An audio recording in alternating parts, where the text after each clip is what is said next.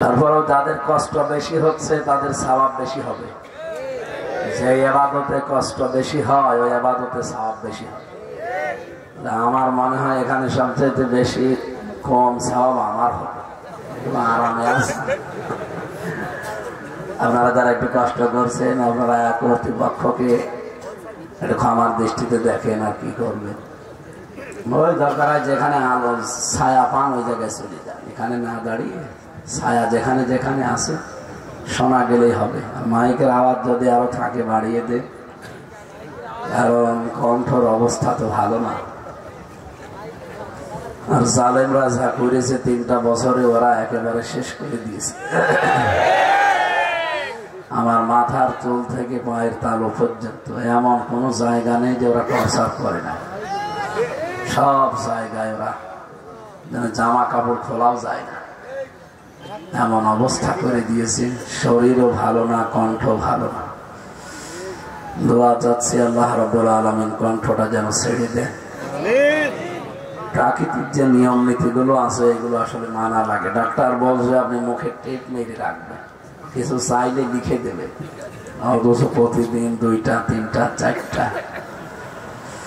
দিনের জন্য ইসলামের জন্য এখন এগুলো করা লাগছে। আল্লাহ রাব্বুল আলামিন আমার কণ্ঠটা শরীরটা যেন ওই আগের অবস্থায় ফিরিয়ে দেন। যেহেতু এসেছি আমরা কোরআনে কারীম শুনতে, আর এই অনুষ্ঠান এটা রাজনৈতিক মঞ্চ নয়, এটা বিএনপি, জাতীয় পার্টি, জামাত ইসলাম, চরমোনা, অন্যান্য রাজনৈতিক দল যেভাবে আলোচনা করে সেইটা এইটা না। যদিও অনেকে বলে যে ধর্ম যার যার উৎসব, সবার না, সবার বলা ঠিক না, উৎসব তার তার বলা লাগবে। আজকের এই অনুষ্ঠানটা এটা কিন্তু শুধু মুসলমানদের জন্য না, হাদা বায়ানুল লিন্নাস হুদাল লিন্নাস, মানুষ পদবাচ্চে যারা বিবেচিত তাদের জন্য আজকের অনুষ্ঠান। সুতরাং এখানে অন্য ধর্মের যদি কেউ এসে থাকেন আপনাকে ওয়েলকাম জানাচ্ছি। এই অনুষ্ঠান যদিও মুসলমানরা সাজিয়েছে কিন্তু সবার জন্য কোরআন উন্মুক্ত। এই যে লিন্নাস, লাম শব্দটা আরবি গ্রামারে 13টা অর্থে আসে। এর অন্যতম একটা অর্থ হচ্ছে লাম ব্যবহার করা হয় জীবিত মানুষদের জন্য। দুঃখজনক হলেও সত্য, আমরা এই 15.5 বছরে কোরআনে কারীম জীবিত মানুষদেরকে শোনাতে বহু ব্যাগ পেয়েছি। 14-15 জায়গায় অনুমতির ব্যবস্থা করে রেখেছিল। ওরা জাতে মাতাল হলেও তাহলে ঠিক। 96% মুসলমান তো একবারে বলতে পারে না যে না কোরআন চলতে দেব না, তাহলে হবে সমস্যা হয়ে দাঁড়াবে। এখানে কায়দা করেছিল যে কোরআন যেন মানুষ শুনতে না পারে। 14 জায়গায় যদি কেউ যেতে চায় ওর পার তলা জোতা শেষ হয়ে যাবে, ও যাবেও না, ও কোরআনের অনুষ্ঠান আর হবেও না। আরো যাদের কাছে অনুমতি নেওয়ার ব্যবস্থা ছিল ওগুলো কি মানুষের ভেতরে পড়ে? এক জালেমা তো জালেমা, ওর সাথে যারা ছিল এই 1628টা চেয়ারে, সবগুলো জালেমের দোষ।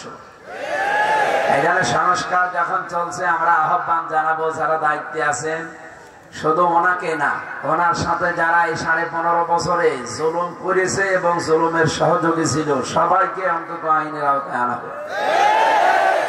আর একজনও যেন চেয়ারে থাকতে না পারে। এই 1628টা চেয়ার থেকে এদেরকে নামিয়ে দেন। এই 15.5 বছরে বৈষম্যের শিকার যারা ছিল তাদেরকে নিয়ে এসে এখানে বসান। এই কথা বলে না কেন? অনেক মানুষ এই 15.5 বছরে তারা চেয়ার থেকে উপরের চেয়ারে উঠতে পারে না, এমন মানুষ ছিল না? আমরা চাই তাদেরকে নিয়ে আসেন। প্রত্যেকটা দিক বিভাগে এমন মানুষ আছে।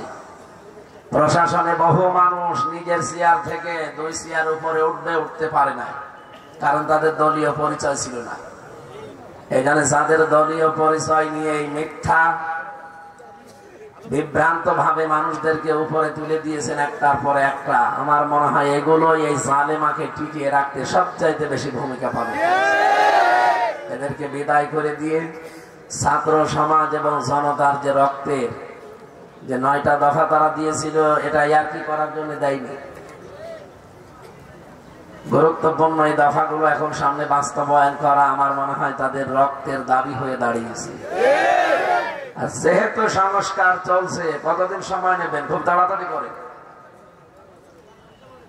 এই 15.5 বছরে যাদেরকে মিথ্যা মামলা দিয়ে আটক করে রাখা হয়েছিল, যেহেতু সরকার অবৈধ ছিল, মামলা অবৈধ, এই জন্য এটিএম আজহারুল ইসলামের মামলা এটা অবৈধ মামলা।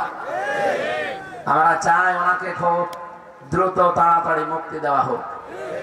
লুৎফুজ্জামান বাবর যদি মুক্তি পায়, একই মামলার আসামি তারা, তিনিও মার্ডার মামলার আসামি, ইনিও মার্ডার মামলা দিয়েছেন। সে যদি বের হতে পারে 17 বছর পর, এটিএম আজহারুলকেও ছাড়া লাগবে।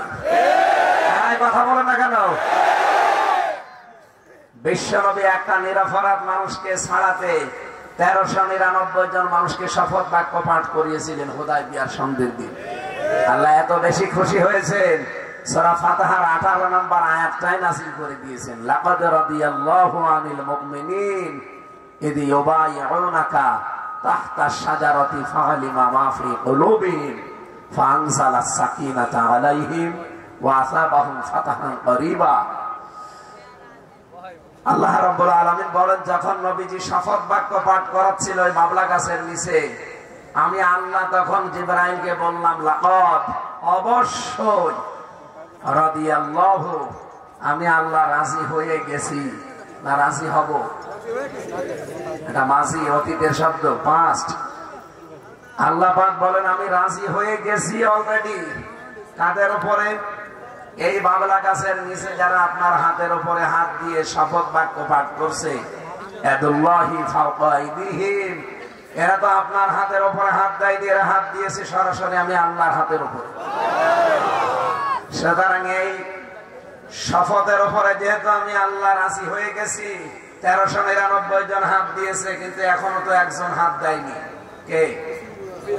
হযরত উসমান। ওনাকে কাফেররা আটক করে ঘোষণা দিয়েছে, কতিলা উসমান ইবনে আফফান, ওকে মেরে ফেলেছে। নবীজি বলেন, বিনা অপরাধে একটা মানুষ মেরে ফেলবে মানে? এই হত্যার প্রতিশোধ না নিয়ে কেউ মদিনায় ফেরত যাব না। দরকার হয় 1399 জন জীবন দেব, দাও আমার হাতের উপরে হাত দাও। প্রত্যেকেই যখন হাত দিচ্ছিল, আল্লাহ 3টা জিনিস তাদেরকে দিয়েছিলেন, ফাআলিমা মা ফি কুলুবিহিম, আল্লাহ বলেন আমি তাদের অন্তরের খবর জেনেছি, আমি জানলাম যে না, তারা মন থেকে এই কাজ করার জন্য উদ্বুদ্ধ হয়ে এখন হাতে হাত দিয়েছে। ফাআনজালাস সাকিনাতা আলাইহিম, তাদের উপরে আমার প্রশান্তি আমি নাযিল করলাম। ওয়া আসাবাহুম ফাতহান করিবা, এবং একটা প্রসন্ন এবং নিকটবর্তী একটা বিজয়ের সুসংবাদ তাদেরকে দিলাম। এই আয়াতে আমি যত তাফসীর পড়েছি, প্রায় 42টার উপরে আমি মিলিয়েছি। মুফাসসিরিন কিরাম সব একমত, নিরপরাধ কোন মানুষের পক্ষে যদি কেউ দাঁড়ায়, আল্লাহ পাক তাকে নিজে সাহায্য করেন আর খুশির সুসংবাদ দেন। বিশ্বনবী নিজে তখন বাম হাতটা তুলে ধরলেন ওদের উপরে। সাহাবীরা বলে, হুজুরে হাত কিসের? নবীজি বলেন, আজকের এই ময়দানে 2টা ফরজ বিধান আমরা অলরেডি বাদ দিয়ে দিয়েছি, একটা হজ আর একটা রোজা। ইহরামের কাপড় খুলে ফেলতে বললাম যে সাধারণ কাপড় পরো, আমি নবী কিন্তু জানি ইহরামের কাপড় খুলে ফেললে আর হজ হবে না, না হোক পরে করে নেব। রমজান মাস চলছে, রোজা ভেঙে ফেলো, পরে করে নেব। বাংলার মুসলমানেরা বলেন তো, নবীজি মাত্র একটা নিরপরাধ মানুষের পক্ষে দাঁড়াতে গিয়ে বিধান ভাঙলেন কয়টা? আর জোরে, একটা রোজা আর একটা হজ, বলে পরে করে নেব, আগে নিরপরাধ মানুষের হত্যার বিচার না করে বাড়ি যাব না। জিবরাইল এসে যখন বলে, হে নবী আপনি কি টের পেয়েছেন এই 1399 জনের মনের খবর? বলেন, না আমি তো মনের খবর জানি না। বলেন, আল্লাহ জেনেছেন যে এদের মনে যা আছে উপরে তাই আছে। এরা মুখে আজকে যা বলছে ভেতরে এদের তাই আছে। এরা আপনার হাতের উপরে এই সিদ্ধান্ত নিয়ে হাত দিয়েছে যে হয় মরব না উসমানের প্রতিশোধ নেব। আল্লাহ এত বেশি খুশি হয়ে গেছেন এদের মনের উপরে, ফানজালাস সাকিনাতা আলাইহিম, তাদের উপরে আমার আল্লাহ নিজে সাকিনা, রহমত, বরকত, সবচাইতে বড় বিষয় প্রশান্তি আল্লাহ নাযিল করে দিয়েছেন অলরেডি। আল্লাহ দেবে তা না, আনসালা এটা মাসি, এটা অতীতের শব্দ। যখনই মানুষ এরকম সিদ্ধান্তে আসতে পারে আল্লাহ তখনই তাদের উপরে আগেই রাজি হয়ে যায়, কারণ মনের খবর জানে কে? আল্লাহ 3 নাম্বার পুরস্কার ঘোষণা দিয়েছেন, ওয়া আসাবাহুম ফাতহান করিবা। আল্লাহ পাক কিন্তু আসা বাঁকা দিতে পারতেন, হে নবী আপনাকে আমি দিলাম, না আসা বাহুম দিয়েছেন, এটা বহু বচন, এটা জমির। কিয়ামত পর্যন্ত যদি নিরপরাধ মানুষের পক্ষে কেউ দাঁড়াতে পারে, আমি আল্লাহ 3 নাম্বার পুরস্কার তাদেরকে দেব, আসন্ন সুপ্রসন্ন নিকটবর্তী বিজয় দিয়ে দেব। যেহেতু এটি আজহারুল ইসলাম রাজনৈতিক মামলার শিকার, এটা যদিও রাজনৈতিক মঞ্চ না, কিন্তু তিনি একজন নিরপরাধ মানুষ, আমরা জানি, আমি নিজে ছিলাম তার সাথে। এটা হিংসার বশবর্তী হয়ে আপনি তার জীবনটা নষ্ট করে দিতে পারেন না। এই নিকৃষ্ট মহিলার হিংসার বশবর্তী যারাই হয়েছে, আপনি দেখেন তাদের জীবন তছনছ হয়ে গেছে। খালেদা তার হিংসার শিকার ছিল, খালেদার জীবনটা তছনছ করে দিয়েছে। একটা মিথ্যা মামলা দিয়ে তার জীবনটা শেষ করে দিয়েছে। এই কথা বলেন না কেন? এক কাপড়ে তাকে বাড়ি থেকে 40 বছরের ব্যবহার করা বাড়ি থেকে এক কাপড়ে বের করে দিয়েছে। ম্যাডামের খালেদা জিয়ার ওই দিনের কান্না তামাম দুনিয়া কেঁদেছে, কিন্তু ওই মহিলা কাঁদে নাই, আনন্দ করেছে। এই জন্য আমার মনে হয় 15.5 বছরে যাদেরই মিথ্যা মামলা দেওয়া আছে, আগস্টের 5 তারিখের পরে তাদেরকে একদিনই ছেড়ে দেওয়ার দরকার ছিল। কোন কারণে রাখবেন? সরকার অবৈধ, উনি যখন পড়ে গেছে মামলা অবৈধ। এই কারণে আমার মামলা তুলেছিলাম 5 তারিখের পর। 3 বছরে যে মামলা ছিল জামিনই দেয়নি, 5 তারিখের পরে তুলতে দেরি। আদালত বলছে কি দেখে বিচার করবো, এর ভেতরে কোনো মাল নেই, যান একেবারে খারিজ করে দিল। আমি বলতে গেলাম যে মাননীয় আদালত, 3 বছর মামলাটা আপনার হাতেই ছিল, তখন তো বলেননি যে কোনো মাল নেই। আজকে হঠাৎ করে বলছেন কোনো মাল নেই, কি দেখে বিচার করবে? এই কথাই আমার শুনিয়েছে যে হুজুর আমার হাত বাঁধা ছিল, আমার হাত বাঁধা ছিল, আমার কিছু করার নেই, এখন আমার হাত খোলা আছে, আমি ন্যায় বিচার করতে পারছি। এই যে অ্যাডভোকেট জাহাঙ্গীর আলম বসে আছে, এরকম বহু উকিল দাঁড় করিয়েছিলাম। 3 বছরে কমপক্ষে একবার আমার মামলা যখন উঠতো প্রায় 25 জন 30 জন করে এরকম অ্যাডভোকেট দাঁড়াইতো, কিছুই হয় না, কারণ সব কিছু ওনার হাতে। উনি মানে আল্লাহ তাআলা, আল্লাহর পরে যিনি বলেছিল আমি সব বাংলা। উনি আমার শোনালো যে হুজুর আজকে আমার হাত খোলা আছে, এই জন্য আমি ন্যায় বিচার করতে পারলাম। জানি মামলার ভেতরে যেহেতু কিছু নেই, শুধু জামিন নামে একেবারে খারিজ করে দিলাম। আমরাও চাই বাংলাদেশে 1628টা চেয়ার আছে, যেহেতু এখনো এই জালেমদেরকে পাল্টিয়ে বৈষম্যের শিকার যারা তাদেরকে এখানে বসান, আর প্রত্যেকের হাত যেন আবু সাইদের মতো খোলা থাকে। কিয়ামত পর্যন্ত কারো হাত এই দেশে আর বাধা থাকবে না। কথা বলেন, আমার হাত থাকবে আবু সাইদের মতো খোলা, তাহলে ন্যায় বিচার কায়েম করা যাবে। এই জন্য ওনাকে ছেড়ে দেওয়ার জন্য আবার আমরা আহ্বান জানাচ্ছি এই জনতা নিয়ে। এটা শুধু আমার একার কথা না, এই দেশের 18 কোটি মানুষের কথা। এটি আজহারুল ইসলাম একদম নির্দোষ মানুষ, রাজনৈতিক প্রতিহিংসার শিকার তিনি। উনি যদি জামাত ইসলাম না করতেন, যদি আওয়ামী লীগ করতেন, আজকে উনি মন্ত্রী থাকতেন। আপনি যান রংপুরে তার এলাকায়, আমার মনে হয় পেটের ভেতর থেকেও তার ভক্ত হয়ে আসে, এমনও মানুষ আছে। এত জনপ্রিয় তার এলাকা রংপুরে, বদরগঞ্জে। হিংসার বশবর্তী হয়ে বলা ইয়াজরি মান্নাকুম শানাআন কওমিন, কোরআনে 2 বার আল্লাহ আয়াতটা দিয়েছেন সূরা মায়েদায়। সাবধান, রাগ করে হিংসা করে কোন ব্যক্তি, কোন গোষ্ঠী, কোন জাতি, কোন দল, কোন ধর্ম, তাদেরকে একেবারে নিশ্চিহ্ন করে দিও না। যতটুকু অত্যাচার করেছে ততটুকু করো।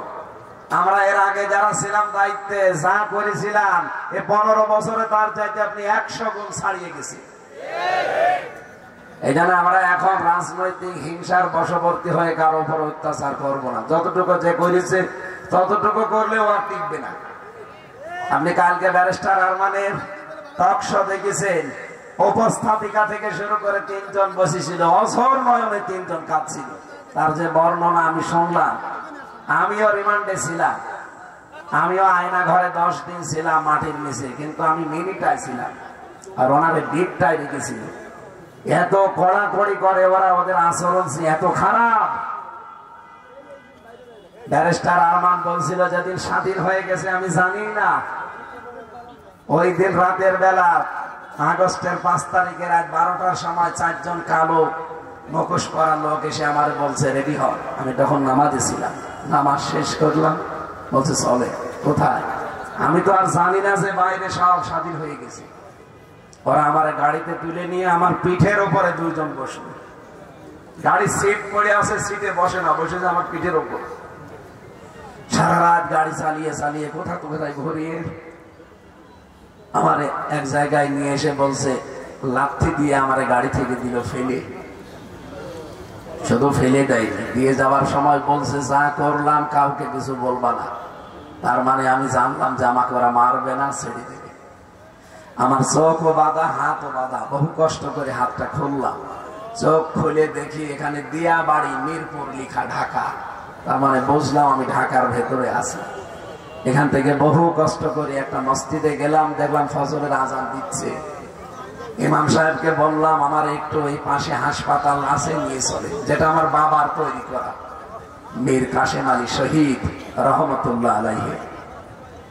সে হাসপাতালের প্রধান যিনি, তার কাছে গিয়ে দাঁড়িয়েছি, আমার চেনে না, কারণ 8 বছরে আমার নোরানি চেহারাকে ওরা এমন ভাবে তৈরি করে দিয়েছে। 8 বছর আপনি চিন্তা করতে পারেন, নিজেকে দাঁড় করান তো ওই জায়গায়। এখনো পর্যন্ত অনেকে জালেমের সাফাই গায়। আপনি মানুষ বলে কি করেছে, ওনার পালিয়ে যাওয়া লাগবে, কিচ্ছু করে নাই, শুধু আয়না ঘরের জন্য তার 1000 বার ফাঁসি দেওয়া দরকার। যে ভয়ঙ্কর জায়গা মাটির নিচে, আমি নিজে 10 দিন ছিলাম মাত্র, 10 দিনে আমি অর্ধেক হয়ে গেছি।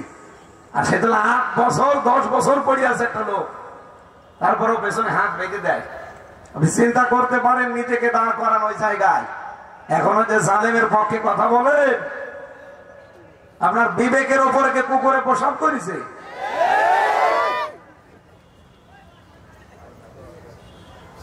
ওখান থেকে আমি হাসপাতালে পরিচয় দিলাম যে আমি ব্যারিস্টার আরমান। কিসের আরমান? পরবর্তীতে বললাম আমার বাবার নাম মীর কাশেম আলী। আমার বাড়িতে খবর দিল, বাড়ি থেকে যারা এসেছিল আমার কেউ চেনে নাই, শুধু আমার মা আর আমার স্ত্রী 2 জন আমাকে চিনে ফেলেছে। আপনি ঘটনা শুনলে এরকম মনে হচ্ছে, যিনি বাস্তবে 8 বছর এভাবে ফেস করলেন, চিন্তা করে দেখেন তার জীবনে কি দুর্বিষহ সময় পার হয়েছে। আপনি 5টা দিন থাকতে পারবেন এরকম ঘরে? হ্যাঁ, এখানে নিরপরাধ যাদেরকে এরকম 4 দেওয়ালের মাঝে 15 বছর আটক করে রাখা হয়েছে, আমরা চাই প্রত্যেকে কোনো বিচার লাগবে না, এমনি ছেড়ে দিন। 18 তারিখের ভেতরে যদি এটিএম আজহারুল ইসলামকে ছাড়া না হয়, বাংলাদেশ কিন্তু অনেক কিছু হয়ে যাবে। আমরা যা বলি আমরা তাই করি, আমাদের মুখের কথা আর মনের কথা এক। কথা বলেন না কেন? সুতরাং নবীজি যেহেতু 1399 জনকে শপথ বাক্য পাঠ করাচ্ছিলেন, ওদিকে কাফেররা শোনার পরে ভয়ে ছেড়ে দিয়েছে। আমরা চাই এদেশে যারা দায়িত্বে আছেন, আমাদের মুখের কথা কিন্তু শুধু মুখের কথা না, এটা আমাদের মনের কথা।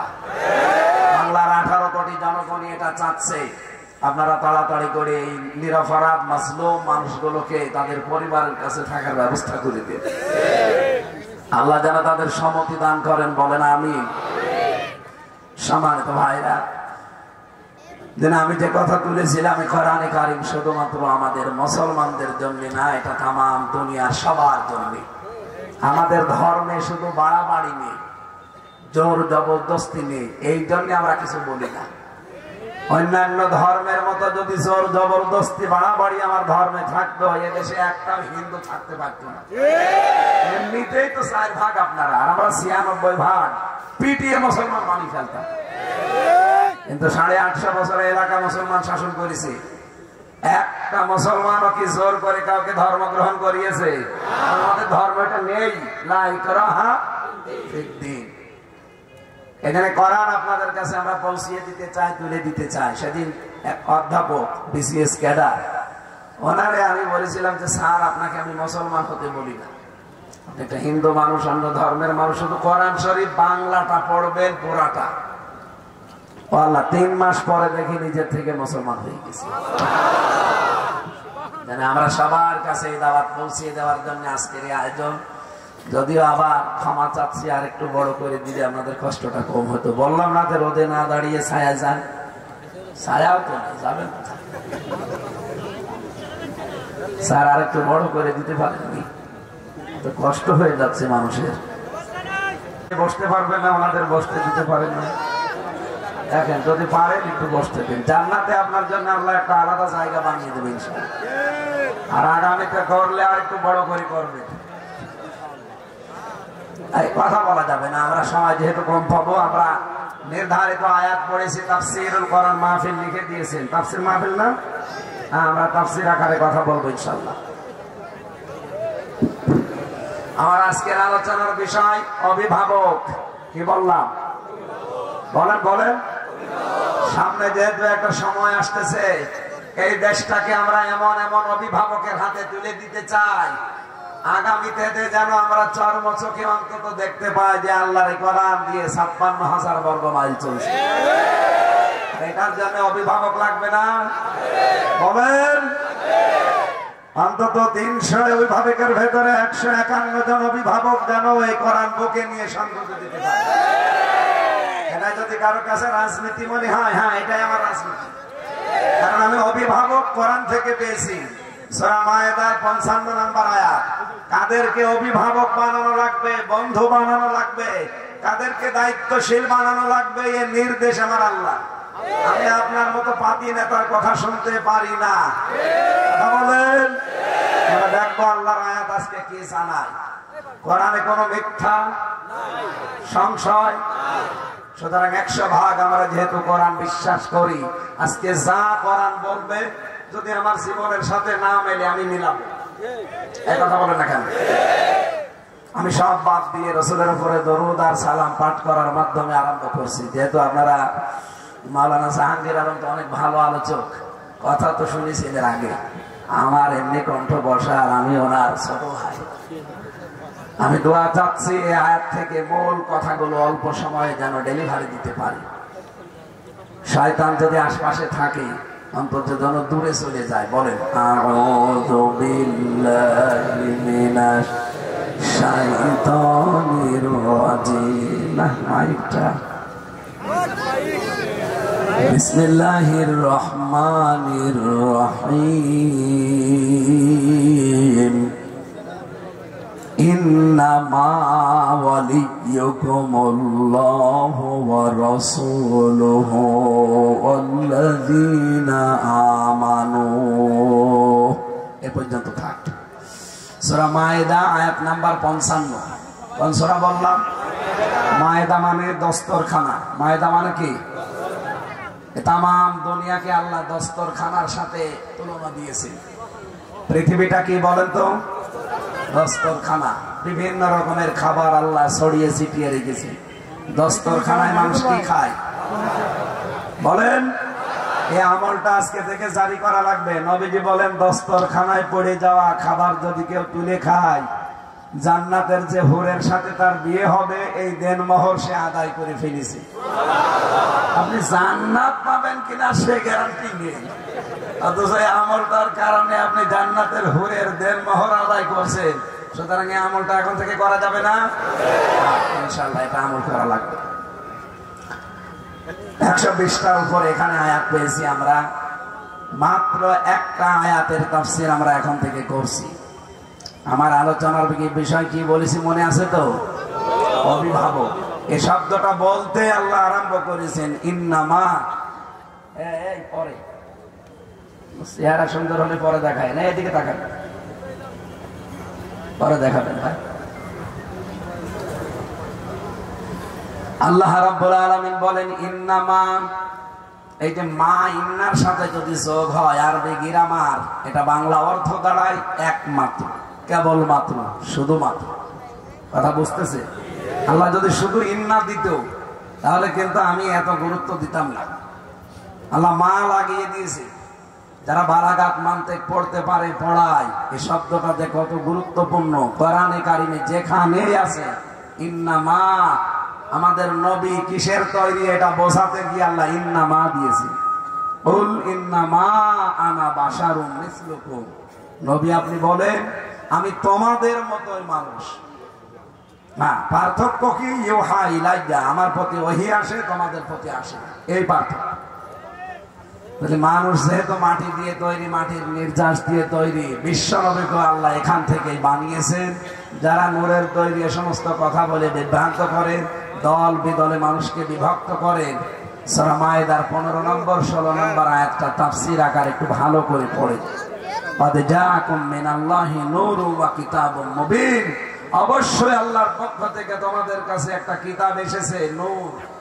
এখানে মাঝখানে যে ওয়া আছে এটা কিতাবেরই বর্ণনা, স্পষ্ট কিতাব, এটাকে নূর বলা হয়। কোরআনের 55টা নামের ভেতরে একটা নাম কি? নূর। বলেন বলেন। এই দুইটা জিনিস যে এক, তার প্রমাণ পরের আয়াতে, ইহদি বিহিল্লাহ, আল্লাহ বলেন এইটার দ্বারা আমি মানুষকে হেদায়েত করি। বিহি 1 বছর না বহু বছর? 1 বছর। আগের দুইটা জিনিস যদি, একটা জিনিস যদি দুইটা জিনিস আপনি মনে করেন যে কোরআন শরীফ আর নবী, তাহলে বিহি 1 বছর দিলেন কেন? কারণ আগের দুইটা জিনিস এক, এই কারণে আল্লাহ বিহি 1 বছর দিয়েছেন, বিহি মা দিতে। একটু কোরআন শরীফ চিন্তা ভাবনা করে গবেষণা করে পড়লে আমার মনে হয় এই ধারণাগুলো আপনার আর আসবে না, নবী কিসের তৈরি। তারপরে এগুলো আমাদের সাবজেক্ট না, আমাদের সিলেবাসের ভেতরে যেহেতু এটা নেই। মরণের পরে যে প্রশ্নগুলো হবে ওইগুলো আগে ঠিক করে। নবী কিসের তৈরি এই প্রশ্ন হবে না, প্রশ্ন যেটা হবে এইগুলো ঠিক করে নিয়ে যান। এই জন্য আমরা ওই বিষয়ে কথা বলতে চাই না, একটু চিন্তা ভাবনা করে পড়লে আপনি নিরসন পেয়ে যাবেন ইনশাআল্লাহ। ইন্নামা শব্দ দিয়েছে আল্লাহ, অবশ্যই একমাত্র তোমাদের বন্ধু হিসাবে আমি আল্লাহ ঘোষণা দিয়েছি এই পৃথিবীতে। অলিয়ুকুম, আল্লাহ অলিয়ু কা দেননি, কম দিয়ে কিয়ামত পর্যন্ত আমরাও এর ভেতরে আছি। এখানে আমাদের বন্ধু হিসাবে আল্লাহর ঘোষণা দেওয়া 1 নম্বরে, আল্লাহ আমাদের বন্ধুকে আরো জোরে। 2 নম্বরে তোমাদের বন্ধু হবে আমার রাসূল। 3 নম্বরে তোমাদের বন্ধু এই পৃথিবীতে যারা ঈমানদার, তার অভিভাবক হিসাবে দায়িত্ব দিতে হলে, বন্ধু হিসাবে কাউকে মেনে নিতে হলে, দায়িত্বশীল কাউকে বানাতে হলে অবশ্যই তার ঈমানদার হওয়া লাগবে। কোন বেঈমানকে আপনি অভিভাবক বানাতে পারেন না, তাহলে আয়াত কিয়ামতে আপনার বিরুদ্ধে যাবে। ও বাংলার মুসলমানেরা, কোরআন শরীফের কোন আয়াত যদি কিয়ামতে কারো বিরুদ্ধে যায়, ওর জান্নাত পাওয়া সম্ভব না। এটা এত সহজ ভাবে বলছি, আপনার অভিভাবক হিসাবে সামনে গ্রহণ করা লাগবে ঈমানদারকে। এখন ঈমানদারকে এরপরে আল্লাহ 3টা গুণ দিয়েছেন। বাংলাদেশে যার ভেতরে 3টা গুণ পাবেন তাকে আপনি অভিভাবক হিসাবে মেনে নেবেন। 1 নম্বরে আল্লাযীনা ইউকিমুনাস সালাত, যারা নামাজ কায়েম করে, নামাজ পড়ে না, নামাজ কায়েম করে। আর নামাজ কায়েমের দায়িত্ব কিন্তু ব্যক্তির না, এটার দায়িত্ব রাষ্ট্রের। কথা বলেন না কেন? আল্লাযীনা ইম্মাক্কান্নাহুম ফিল আরদি আকামুস সালাত, আমি যদি রাষ্ট্র ক্ষমতা মুমিনকে দেই, তার প্রথম কাজ নামাজের বিল সংসদে আনা। নামাজ কায়েমের দায়িত্ব হামজার, বাকের সাহেবের, কার? আল্লাহ। এমন রাষ্ট্র তৈরি করা লাগবে যে রাষ্ট্রের প্রথম সংবিধান, সংসদের প্রথম অধিবেশনে নামাজের বিল যেন কায়েম হয়ে যায়। এই জন্যই 300 এমপির অন্তত 151 জন লাগবে। আর এটার জন্য যদি আপনি দল করেন, ভোট করেন, রাজনীতি করেন, যা করবেন, নামাজ কায়েমের আন্দোলনের জন্য আপনার একটা ভোট পেয়ে কোরআন বুকে নিয়ে যদি এই আসন থেকে যিনি দাঁড়াবেন, উনি যদি কোরআন বুকে নিয়ে যেতে পারে সংসদে, এরকম 151 জন সারা বাংলাদেশে যদি তৈরি হয়, প্রথম অধিবেশনে যদি বলতে পারো মাননীয় স্পিকার আমরা নামাজের বিল চাই,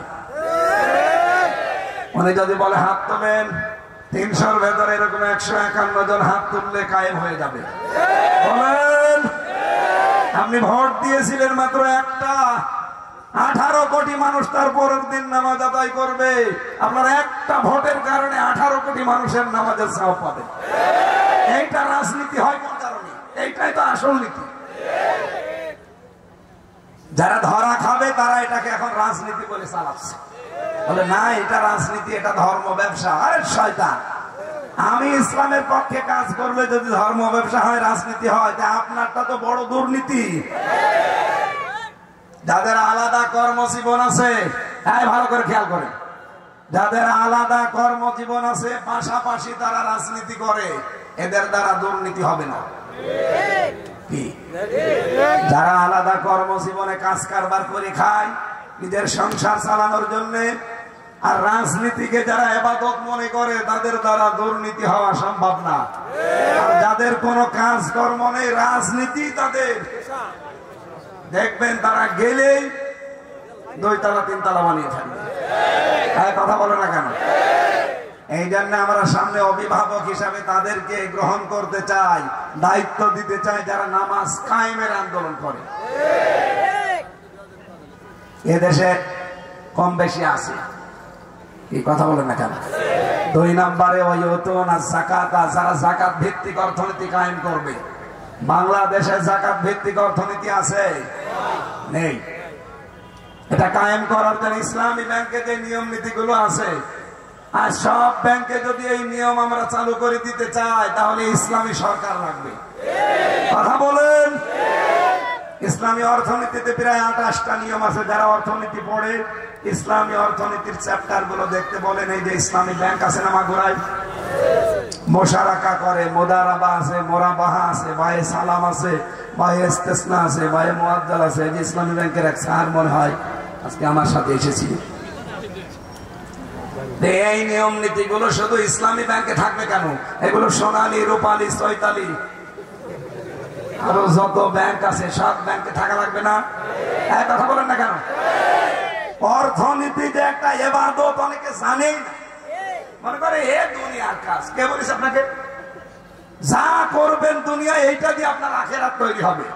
আখেরাত কেবল আলাদা জিনিস দিয়ে তৈরি হয়। সুতরাং অর্থনীতিতে যেন সুদ না থাকে, কারণ সুদ হচ্ছে মায়ের সাথে জেনা করার শামিল। আপনি কি বলতে পারেন যে আপনি জেনা করে আসলেন মায়ের সাথে আর নামাজ পড়ছেন? নামাজ হবে? বলেন। আমরা তো আপনাকে বাঁচাতে চাই। আমরা চাই এদেশের যত ব্যাংক আছে সব ইসলামী ব্যাংকের নিয়মে চলবে। এটা যদি মুশারাকা, মুদারাবা, মোরাবাহা দিয়ে চলতে পারে, তা আপনারটা চলবে না কেন? এটা চলার জন্য ইসলামী সরকার দরকার। এই জন্য আমরা ইসলামী সরকার গঠন করতে চাই। এটা ক্ষমতায় পাওয়ার জন্য, যাওয়ার জন্য না, এইটাকে নিয়ে যাওয়ার জন্য। আরো মনের ভেতরে যদি আমি এমপি হব, মন্ত্রী হব, ক্ষমতায় যাব, শুধু এই আশা থাকে, তাকে ভোট দেওয়া যায় না। কথা বলেন না কেন? হযরত ইউসুফ নবী কিন্তু দায়িত্ব চেয়ে নিয়েছিলেন। মাওলা জাআলনি আলা খাযাইনিল আরদি ইন্নী হাফিজুন আলিম। তিনি বলেছিলেন, বাদশাহ আপনি আমাকে খাদ্য মন্ত্রণালয়ের দায়িত্ব দেন, আমি সংরক্ষণ করতে পারবো। সুতরাং আজও যদি বিশ্বে ইসলামী অর্থনীতি বাংলাদেশে প্রতিষ্ঠিত করতে হয়, মাস্ট বি ইসলামী ব্যাংকে যে নিয়ম নীতিগুলো আছে এগুলো সব ব্যাংকে চালু করে সুদ থেকে জাতিকে, বিশেষ করে মায়ের সাথে জেনার হাত থেকে বাঁচাতে চায়। রাষ্ট্রীয়ভাবে ইসলামের দরকার নেই। যারা এগুলো চায় আমরা তাদেরকে অভিভাবক সামনে দেখতে চাই। 3 নম্বরে ওহুম রাকিউন, যারা রুকু করে। রুকু মানে যারা জামাতবদ্ধ হয়ে নামাজ পড়ে, জামাতে নামাজ পড়ে যারা। বাংলাদেশে একটা দল আপনি দেখতে পাবেন যারা নামাজ জামাতে পড়ে না, একা একা পড়ে, ওটা আবার লিখে রাখা লাগে। কথা বলছে না? আপনি কাদের বন্ধু বানাবেন, কাদেরকে অভিভাবক বানাবেন, কোরআন বলে দিয়েছে। যারা রুকুকারীদের সাথে রুকু করে, যারা জামাতবদ্ধ হয়ে নামাজ পড়ে, যাদেরকে প্রতিদিন অন্তত লিখে রাখা লাগে যে আমি একা নামাজ পড়লাম না জামাতে পড়লাম। এত নিয়ম নীতি কোরআনের সাথে যাদের মিলে যায়, এরপরও আপনি মানতে চান না। কি আপনি কি অন্ধ?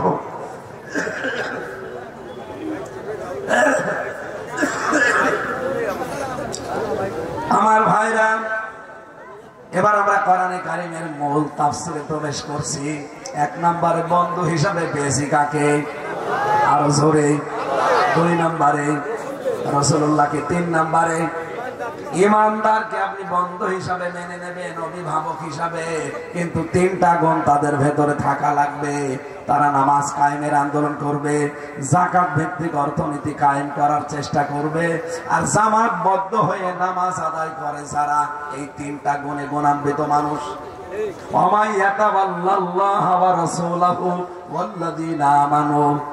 যে ব্যক্তি আল্লাহ রাসূল আর ইমানদারদের নিয়ে এভাবে ফিরতে পারবে, এরা আল্লাহর সৈনিক, সেনাবাহিনী। এরা সেনাবাহিনী কার? পৃথিবীর মানুষ জেনে রাখো, আল্লাহর দল যারা তারাই কিন্তু বিজয়ী হবে। সুতরাং সামনে বিজয় ইসলামের, আল্লাহর দলের। কথা বলেন না কেন? যে যা বলুক, যে যা করুক, কোনো কিছুতে বিভ্রান্ত হওয়া যাবে না। সামনে ক্ষমতা ইসলামী আসবে ইনশাআল্লাহ। কোরআন 100% সত্য, আমরা সবাই বলেছি। এই কথা বলেন না কেন?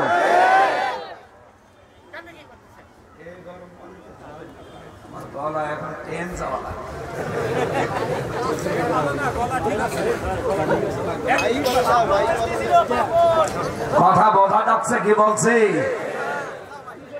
1 নম্বরে বন্ধুকে জবান খুলে বলেন। আল্লাহ কাদেরকে বন্ধু হিসাবে মেনে নিতে চান? পৃথিবীতে বহু মানুষ এখন আমরা আছি, প্রায় 4,500 ধর্মের মানুষ আমরা বাস করি। 257টা রাষ্ট্র দুনিয়ায়। কয়টা? 257টা রাষ্ট্র চলছে এই পৃথিবীতে। 4,500 ধর্ম পালন করছে মানুষেরা, তার ভেতরে আমরা একটা। কোনটা? ইসলাম। বলেন বলেন। এই 4,500 ধর্মের মানুষ 810 কোটি, এদের ভেতরে মাত্র 175 কোটি আমরা মুসলিম। এই মানুষগুলোকে আমার আল্লাহ বলেন, আমি নিজে তাদেরকে বন্ধু হিসাবে গ্রহণ করেছি। আল্লাহু ওয়ালিয়ুল্লাযীনা আমানু। সূরা বাকারা 3 নম্বর পারার 2 নম্বর পৃষ্ঠার 1ম নম্বর লাইনে 257 নম্বর আয়াতের প্রথম অংশে আছে। এটা তাফসীরে ফি জিলালিল কোরআন সৈয়দ কুতুব রহমাতুল্লাহ আলাইহি লিখেছেন। আল্লাহ পাক বলেন, যারা ঈমান এনেছে আমি আল্লাহ নিজে তাদের বন্ধু হয়ে গেছি। ওরা যেমন আমাকে অভিভাবক মনে করে, আমি আল্লাহ নিজে তাদেরকে বন্ধু হিসাবে মেনে নিয়েছি। যেহেতু আমি আল্লাহ তাদের বন্ধু, আমার একটা দায়িত্ব এসেছে তাদের উপরে। তারা আমাকে দায়িত্ব দিয়েছে, আমি আল্লাহ এবার দায়িত্ব পালন করব। ইখরিজুহুম মিনাজ যুলুমাতি ইলান নূর। আমি আল্লাহ যাকে বন্ধু হিসাবে মেনে নিলাম, আমার দায়িত্ব ওই বন্ধুকে অন্ধকার থেকে বের করে আলোর দিকে নিয়ে আসা। মাগুরাবাসী, পৃথিবীতে আল্লাহর তৈরি করা আইন বাদ দিয়ে যত আইন আছে সব অন্ধকার। আরো জোরে বলেন। সুতরাং আল্লাহ আপনাকে বন্ধু হিসাবে গ্রহণ করেছে কিনা আপনি তখন বুঝবেন, যখন দেখবেন মানুষের তৈরি করা আইন কানুন বাদ দিয়ে আল্লাহর পাঠানো আইন প্রতিষ্ঠার জন্য আপনি কাজ করছেন। আপনি নিজেই বলেন তো, আপনি কি আল্লাহর বন্ধু হতে পেরেছেন? আপনাকে তো মনে হচ্ছে এখন আল্লাহ অন্ধকার থেকে বের করে আনেনি। আপনি আন্দাজে ঈমানের দাবি করলে হবে? পৃথিবীতে ঈমান কেউ যদি আনতে চায়, তার আগে আরেকটা কাজ আল্লাহ আয়াতের আগে দিয়েছেন। 256 নম্বর আয়াত মাঝের অংশে আছে, ফামাই ইয়াকফুর বিত্তাগুত ওয়া ইউমিন বিল্লাহ। কেউ যদি ঈমান আনতে চায়, আল্লাহর বন্ধু হতে চায়, তাকে তাগুত ছেড়ে দেওয়া লাগবে। কি ছাড়া লাগবে? বলেন বলেন। ফাকাদ ইসতামসাকা বিল উরওয়াতিল ওয়াসকা। কারণ তাগুত ছেড়ে দিয়ে ঈমান আনলে ওই ঈমান কখনো ছিঁড়ে যায় না, নষ্ট হয় না, ধ্বংস হয় না। এই বাংলাদেশে যারা তাগুত ছেড়ে দিয়ে ঈমানের দাবি করে, আপনি বলেন তাদের ঈমান ছেড়ে গেছে, ছিঁড়ে গেছে, নষ্ট হয়েছে? হয়। কিন্তু তাগুত ছেড়ে না দিয়ে যারা ঈমানের দাবি করেছে, 5 তারিখের পরে অনেকের ঈমান অলরেডি নিভে গেছে। ডক্টর শফিকুল ইসলাম মাসুদ এবং দেলাওয়ার হোসেন এই দুই মানুষকে 56-57 দিন রিমান্ডে নিয়েছিল জালেমরা। আমার রিমান্ডে যারা ছিল দায়িত্বে ওনাদেরও ছিল একই অফিসার। আমার এসে বলতো দেলাওয়ারকে আমরা ফুটবলের মতো পিটিয়েছি, ফুটবল যেভাবে লাথি দেয় 4-5 জন ওইভাবে লাথ দিয়েছি, তার গরম করে ওর লজ্জাস্থানে ঢুকিয়েছি। পুরুষাঙ্গ নষ্ট হয়ে গিয়েছিল, পরবর্তীতে চিকিৎসা করে আল্লাহ আবার ফেরত দিয়েছে। এই যে এরকম একটা চেয়ারে বসিয়ে দেয়, আমাকে নিজে নিয়েছিল ওই জায়গায়। এখন আপনি আয়না ঘর আবিষ্কার হওয়ার পরে ইলেকট্রিক শর্ট দেওয়া চেয়ার দেখতে পান। আর আমার এই যে চেয়ারে নিয়েছিল দেলাওয়ার ভাইকে যেটাই বসিয়েছিল ওটা কিন্তু এই চেয়ার না, এটা ঘোড়া চেয়ার। ওরা এইভাবে বসিয়ে দেয়, নিয়েছে ক্লিপ দিয়ে হাত আর পা আটকিয়ে দেয়। ওই যে পুলিশ বসে আছে, জিজ্ঞাসা করে যে ওরা এগুলো করে।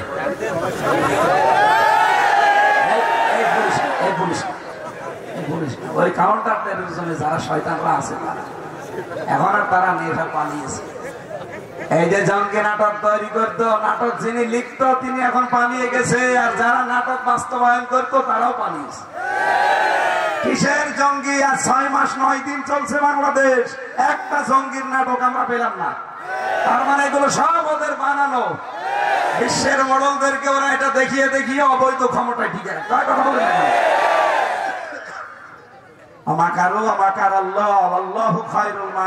ওরা যে ষড়যন্ত্র করে আল্লাহ কৌশল করে। মোদী সাহেব গেছে চলে ট্রাম্পের কাছে, যে আমাদের দেশকে দেখাবে যেটা রঙ্গি রাষ্ট্র। ইউনূস সাহেব ঠিক ওই দিনই, মোদী যেই দিন গেছে ট্রাম্পের কাছে, ইউনূস ওই দিনই আয়না ঘর আবিষ্কার করেছে। আর একা একা যায়নি, বিশ্বের আন্তর্জাতিক মিডিয়া গুলো নিয়ে বলছে এই দেখেন আপনি মোদী যে কি করবেন ওখানে কান পড়া দিয়ে। এদিকে আন্তর্জাতিক মিডিয়া সব জাতিসংঘ রিপোর্ট দিচ্ছে, যেই দিন ওইটা করেছিল ওই দিন গেছে। কেন 6 মাস আগে গেল না? ওরে আল্লাহ ম্যাগনেট দিয়েছে। আর এই মুহূর্তে ওরে দরকার ছিল ইউনূস না হয়ে অন্য কেউ বসলে 1 মাসের বেশি এ দেশ টিকাতে পারতো না। জমান নামাজ পড়ে বের হয়, এই যে টুপি মাথায় দিয়ে বসে আছে যারা এই উগ্রপন্থী আছে, আমি নাম নিলাম না, ওদের নাম নিতে আমার ঘৃণা লাগে। এই মানুষ নামে জানোয়ার গুলো এগুলো ছবি তুলে ট্রাম্পের কাছে পাঠায় যে এই দেখেন বাংলাদেশ কিভাবে জঙ্গি তৈরি হচ্ছে। এটা কি জঙ্গির ট্রেনিং হচ্ছে? আপনি জমান নামাজ পড়ে বের হবেন, হাজার হাজার মানুষ, ওরা ছবি তুলে পাঠাবে। এমনি দাড়ি টুপি দেখলে ট্রাম্পের তো পাগলা মানুষ, পাগল হয়ে যায়। আরে বাবা, আল্লাহ দেখেছেন কায়দা কি করেছে, ওরা করেছে ষড়যন্ত্র, আল্লাহ করেছে কৌশল। ইউনূসকে ঠিক জায়গা মতো সেনাপ্রধান মানা করছিল যে না যাওয়া লাগবে না, আয়না ঘর যেভাবে আছে থাক। উনি বলে না, আমি আন্তর্জাতিক সব মিডিয়া নিয়ে এই পর্যন্ত এসেছি, জাতিসংঘ আজকে রিপোর্ট দেবে। গেছে মোদী, আমি জানি ওর কান পড়া দেবে। এমন জায়গায় এমন ঔষধ দিয়েছি সব চুপ হয়ে গেছে। আমার ভাইরা, আমি যে কথাটা তুলেছিলাম, এই যে এইরকম জায়গায় বসিয়ে আমার নিজের ওরা একটা মেশিন নিয়ে এসে দেখিয়েছে যে এই 5 আঙ্গুল আর পায়ের আঙ্গুলের সাথে একটা মেশিন লাগিয়ে দেয়। আমার হাত আর পা তো ক্লিপ দিয়ে আটকানো, এই গলাটা ওরা তারের সাথে বেঁধে দেয়, আপনি নড়াচড়া পারবেন না। ওই মেশিনটা শুধু হাতের কাছে পায়ের কাছে এভাবে টিপ দেবে, একবারে এই নখগুলো একবারে খুলে চলে আসবে। আমার আগে একজনকে রিমান্ডে নিয়ে ভাবে তুলছিল, আর আমারে বলছে আপনার তোলা হবে। একবার টিপ দিলে যেতে একবারে সব নখগুলো চলে আসে। আরে নখ চলে আসলে ছেড়ে দিলে তো হয়, ফিনকি দিয়ে রক্ত বের হয়, তখন লবণ ছিটিয়ে দেয়। এই যে চেয়ারে বসে আছে, চেয়ারে মনে করছেন খুব আরামে না। একবার শুধু সুইচ টেপবে, 1 মিনিটে আপনি 120 বার ঘুরবেন। 1 মিনিট পরে মনে হবে 2-3টা দুনিয়া দেখতে পাচ্ছি।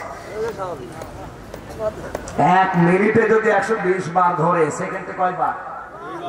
চিন্তা করতে পারেন? আপনি একটু ঘুরে দেখেন তো 1 মিনিটে। এই মাথার ভেতরে আল্লাহ যেখানে ফ্রন্টাল লব আছে, অক্সিপিটাল লব আছে, প্যারাইটাল লব আছে, সেন্সরি কর্টেক্স আছে, মোটর কর্টেক্স আছে, ল্যাব আছে, 70,000 জিনিস দিয়ে মাথাটা সাজানো। খালি চামড়া তুলে দেন, দেখেন কি ইঞ্জিনিয়ারিং কায়দা এর ভেতরে আছে। এটা বেশি নড়াচড়া খুব বেশি করলে মগজগুলো খুব সূক্ষ্ম, এত সূক্ষ্ম সূক্ষ্ম তার দেওয়া আছে এখানে। কম্পিউটার ভিড়ালে আমি আপনাকে এখন দেখাতে পারতাম। আপনি আল্লাহকে সেজদা দিতে বাধ্য হবেন, দেবেন না মানে? আপনাকে টাইট করতে আল্লাহর কিচ্ছু লাগবে না, শুধু এই তার একটা ঢিলা করে দেবে, আপনি নিজের পায়খানা নিজে খাবেন। বুঝলেন? আপনার নিজের উপরেও তো কোনো কন্ট্রোল আপনার নেই। কে কথা বলেন না কেন? সবাই হুকুম মানে কার? আপনার নিজের শরীরও আপনার হুকুম মানে না। আপনি যদি বলেন না আমার শরীর আমার কন্ট্রোলে, কে বলেছে আপনাকে? আপনার এই নাক আপনার কথা শোনে না? শোনে না। পায়খানায় বসে যদি বলেন আমি কিন্তু র্যাবের অফিসার, আমি নাক ধরতে পারবো না, গন্ধ যেন না লাগে, না নাক শুনবে? আরে বেটা তাড়াতাড়ি নাক ধর। আপনার নাক আপনার কথা শোনে না, আপনার কান আপনার কথা শোনে না। এই কথা বলেন না কেন? পৃথিবীর কোন জিনিস আপনার কথা শুনবে? আপনার শরীরই আপনার কন্ট্রোলে নেই। সবাই কথা শুনছে কার? শুধু আমরা আল্লাহর হুকুমের বাইরে। এখানে আমরা আর বাইরে থাকতে চাই না, আমরাও আসতে চাই আল্লাহর হুকুমের মধ্যে। এমন পরিবার আর সমাজ আর রাষ্ট্র তৈরি করতে চাই যেখানে থাকলে আল্লাহর বিধান মানা যায়। এই কথা বলেন না কেন? আপনি এমন পরিবার, এমন সমাজ, এমন রাষ্ট্রে থাকবেন যেখানে আপনাকে সুদ খাওয়া লাগবে না, যেখানে ঘুষ খাওয়া লাগবে না। অনেক মানুষ বলে হুজুর আমি একটু ডাল খাই, একটু বিড়ি খাই, ইসলাম যদি চলে আসে তাহলে আমার বিড়ি খাওয়ার কি হবে? আরে ভাই খেতে পারবে কি? অনেকে আফসোস করে যদি ইসলাম চলে আসে। সেদিন আমিরে জামাতকে একজন প্রশ্ন দিয়েছে, হুজুর যদি ইসলাম চলে আসে আমি একটু হালকা বিড়ি খাই তাহলে আমার এইটা কি হবে? উনি বলছে আপনি বিড়ি খেতে পারেন। আপনি এখন এই মসজিদে গেলেন, মাগোরা মসজিদে যাওয়ার পরে এখন বিড়ির নেশা, আপনি 4 দেওয়ালের মাঝে বিড়ি খেতে পারবেন? বিড়ি খেতে হলে মসজিদ থেকে বের হয়ে যাওয়া লাগবে। কথা বলেন না? কারণ মসজিদের পরিবেশটাই ওখানে বিড়ি খাওয়া, আরো জোরে বলেন বিড়ি খাওয়া। এটা আবার খাওয়া যায় চট্টগ্রাম, সিলেটে, কারণ ওখানকার মসজিদের ইমামও বিড়ি খায়। নিজে দেখেছি। আমাদের খুলনা, বরিশাল এই 2 বিভাগে যদি এগুলো নেই, আল্লাহ বাঁচিয়েছে, অথচ বিড়ি তৈরি হয় আমাদের খুলনা। এই যে যশোরে আকিজ গ্রুপ, কি বিড়ি তৈরি হয় এখানে না? কিন্তু আমাদের এই এলাকার মানুষের ভেতরে আল্লাহ এটা দেয়নি। চট্টগ্রামে, সিলেটের খতিব, ইমাম ওরা নিজেরা বিড়ি খেয়ে আসতে গুলি করে আল্লাহ।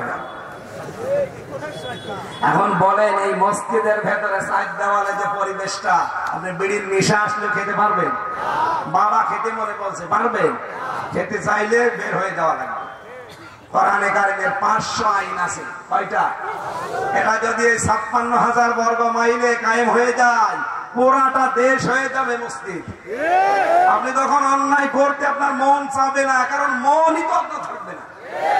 আমরা ওই রকম একটা দেশ তৈরি করতে চাই যেখানে আল্লাহর বিধান সহজে মানা যায়। এই কথা বলেন না কেন? এখানে মেয়েরা থাকবে নিরাপদে সবচাইতে বেশি। 2 জন মহিলা এই 56-54 বছর তো কম বেশি চালিয়েছে, কিন্তু আজ পর্যন্ত এদের যৌতুক মুক্ত করতে পারে না। কথা বলেন।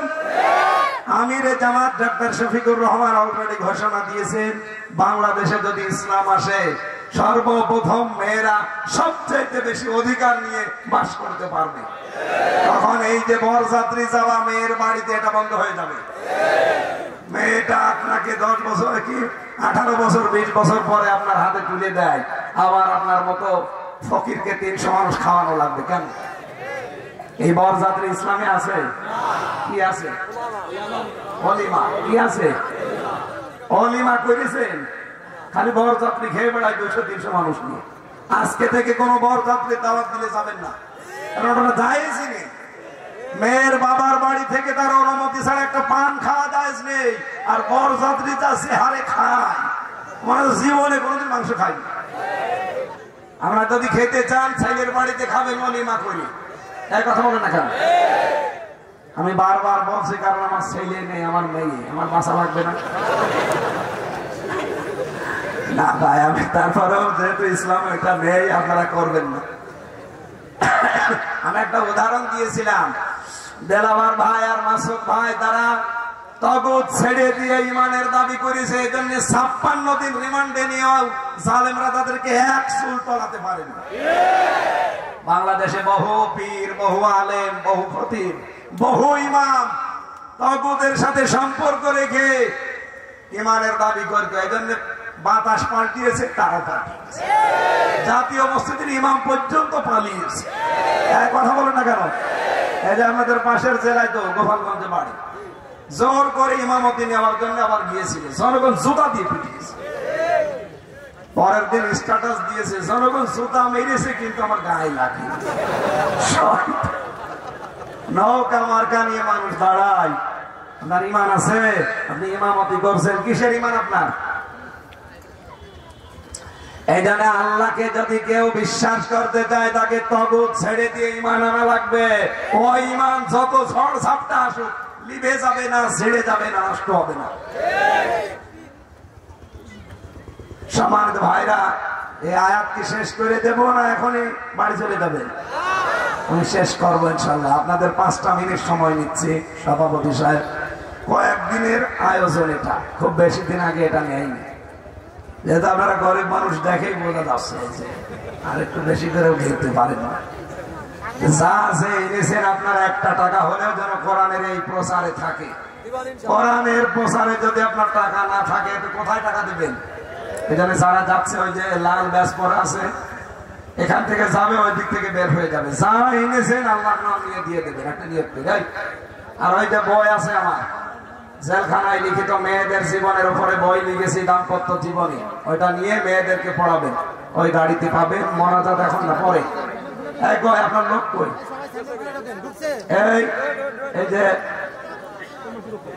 এই যে লাল ব্যাজ আর নীল ব্যাজ লাগানো আছে, এরা যাচ্ছে। একটু তাড়াতাড়ি জানতো ভাই, যে যেখানে আছে তার কাছে যাবেন। যতটুকু পারেন আপনার সামর্থ্য অনুযায়ী অবশ্যই দিয়ে যাবেন। একটু তাড়াতাড়ি করা লাগবে ভাই, তাড়াতাড়ি। স্টেজে যারা বসে আছে যদি এনাদের কাছে আসেন, একজনকে এখানে পাঠিয়ে দেন। প্রত্যেকের কাছে যাবেন, যান। মা বোনদের ভেতরে বাচ্চাদেরকে পাঠিয়ে দেন। সম্মানিত মা বোনদের কাছে যারা আছে মেয়েরা, তাদের কাছে দিয়ে দেন। আর ওই পুলিশের কাছে যান। পুলিশের তো এখন টাকা পয়সা কামাই বন্ধ হয়ে গেছে, তারপরেও যান, যা দেয় দেবে। সুবহানাল্লাহ, আলহামদুলিল্লাহ। আজকে রাতের বেলা, রাত 9টা থেকে 10:30, 1.5 ঘন্টা আমার আলোচনা আছে মাগুরা। মাগুরা নাকি নড়াইল?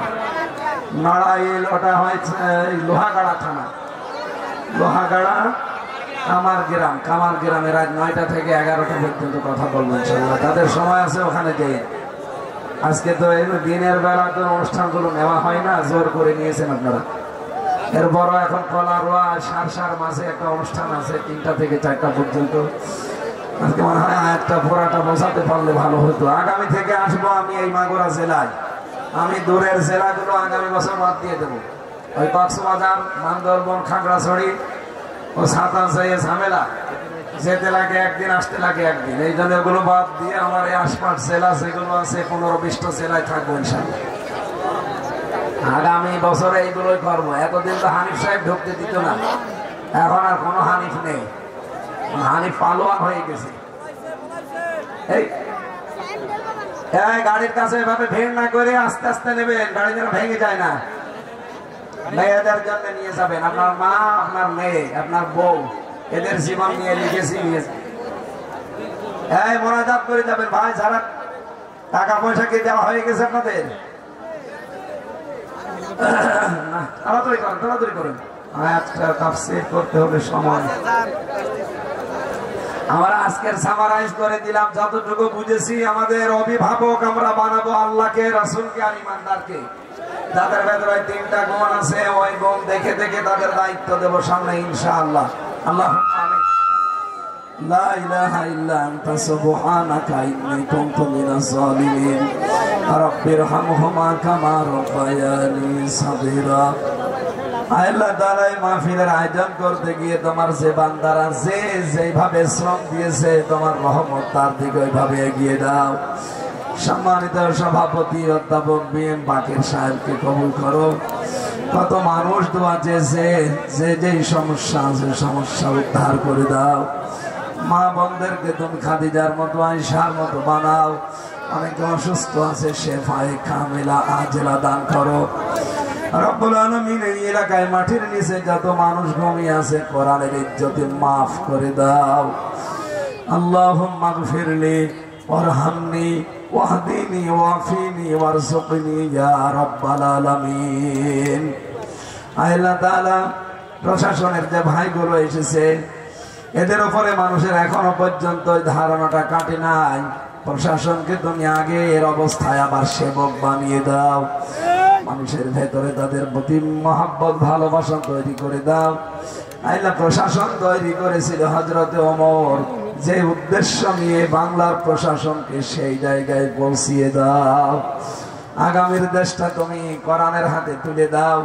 আমাদের সামনে এমন অভিভাবক তুমি দান করো যেগুলো কোরআন বুকে নিয়ে সংসদে যেতে পারে।